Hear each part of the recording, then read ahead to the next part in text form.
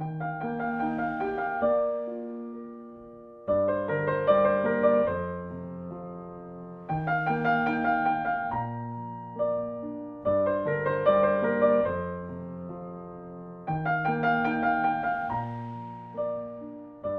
was a young staff sergeant at my second duty station at Shaw Air Force Base, South Carolina. I met my wife, my now wife. We were dating at the time. After I proposed to her, I got orders to be an instructor at Goodfellow Air Force Base. She also got a promotion with Amazon to move down to Florida. So about January 2015, I was in Texas and she was in Florida, and we were separated. So we had to kind of figure out, how is she and I going to work together, working towards marriage, being engaged. A couple months later, she basically went on a TDY with Amazon and met her now boss, and ultimately offered her a job to work from home, to work remotely, which was awesome. So we were able to get her to come back to Texas. We went down to Florida, we packed all our stuff, we drove the truck back to Texas, unloaded the truck, bags weren't even unpacked yet, and then a week later I found a spot on the top of my head. I thought it was like an ingrown hair because I always wore a lot of hats, and it was very sensitive to touch, it hurt, and it kept getting bigger and bigger. So I was like, okay, well, ingrown hairs usually dissipate after a while, so something serious might be going on, I don't know. I didn't think it was going to be as serious as it was. Saw a dermatologist, a civilian dermatologist. He didn't know what the heck it was either.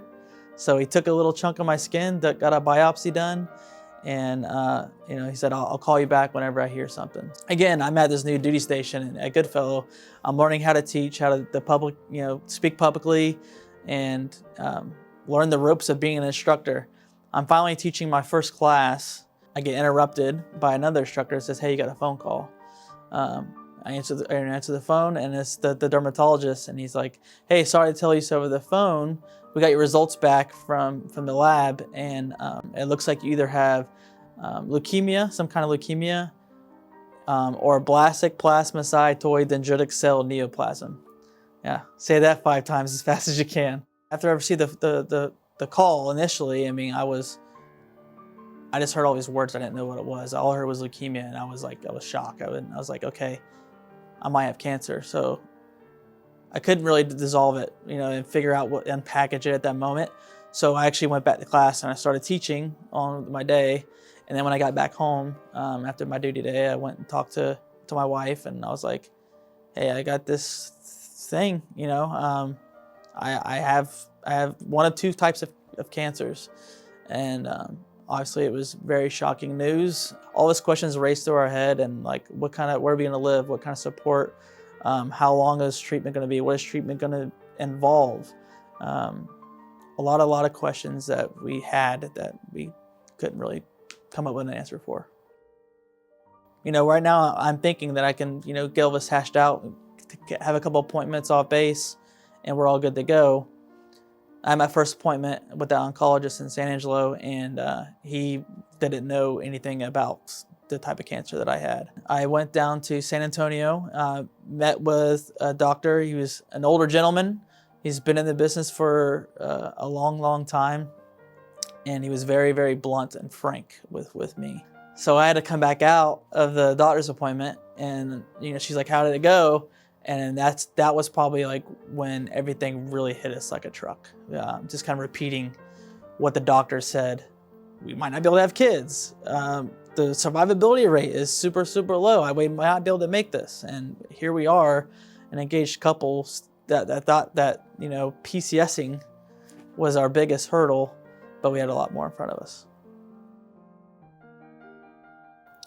My leadership knew how important it was for me to be close to family, and my uncertainty of how this is going to progress and how things are going to be.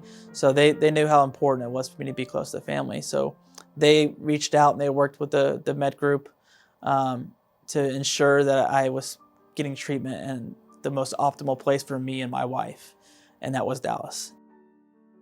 During the whole time while I'm in the hospital, it's hard to gauge when you're doing better or when things are going the way they should.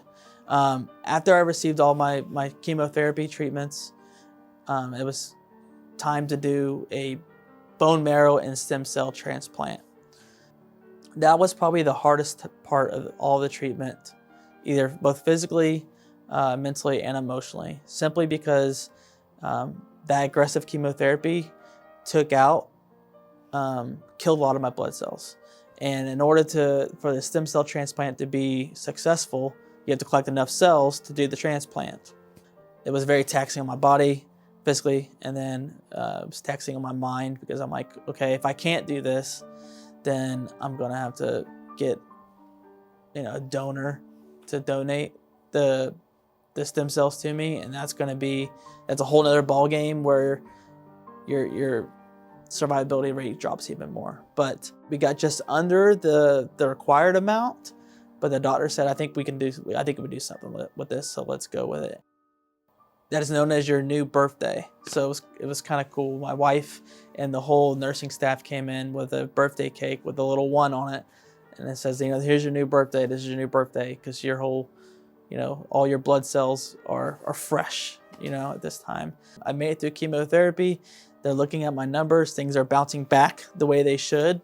So the doctor continued to monitor that, and I didn't leave the hospital for, a couple of weeks after that. I kept asking the doctor. I was like, hey, when can I go back to work? I'm tired of being in this hospital. I can only do so much video games and so much football before, I want to go out and enjoy the world again. So my wife and I have been planning this wedding way before we got this news. And the wedding is planned to take place in St. Pete Beach, Florida. It's just a good location for my family and her family to meet. Obviously, that's not Texas.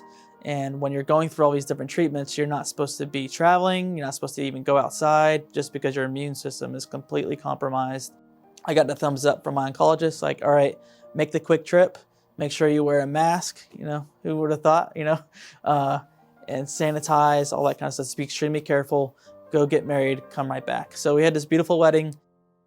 It was great. We were surrounded by loved ones, by family, by friends.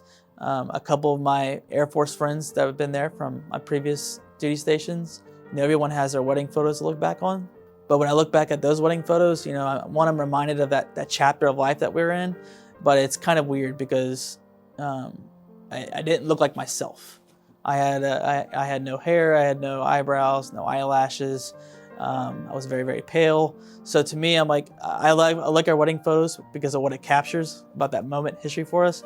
But like on the selfish side, like I don't really like them that much because I'm like, who's that guy?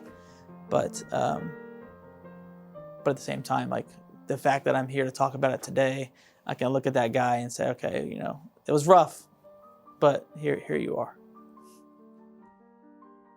So once it was time to go back to San Angelo, my wife and I found a new place. We got settled in, and I was anxious to get back to work, but also kind of like, all right, how's this going to be? Everything's kind of different, and how am I going to be able to go back into teaching right away? How's this all going to work? My supervisor at the time, Sergeant Jurich, he met me outside the gate, and he's like, hey, I'm going to take you in. We got to do some couple paperwork things for you, some administrative things to kink out. I wasn't expecting anything. I walked in the auditorium, and the whole entire squadron, and the training wing commander, people all around from base that I've never even met, never even seen, were there, and they all just like yelled in my face, and confetti was like thrown everywhere. There was a big banner that's like, congratulations, welcome back.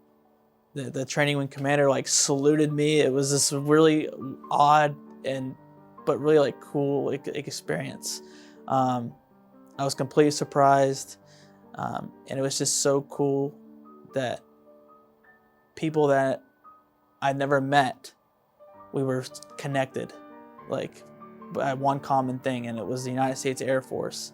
And even though they didn't know me, but they knew I was their wingman, and they were just like really happy for me, and they said so many like uplifting words, and they were just there for me. It was an unreal experience.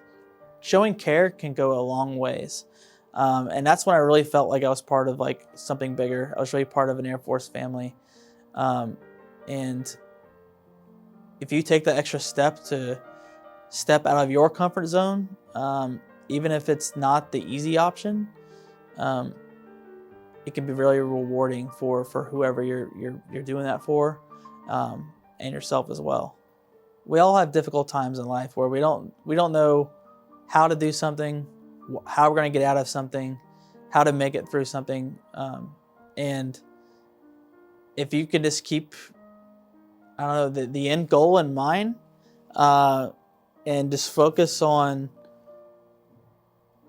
yourself and positive energy, and realizing that if you put your head towards something, I mean, you can achieve it. I mean, I was basically told by that doctor in San Antonio that there's less than 12% chance that, you will survive, through this. You need to do it. You need to go to the treatment, right?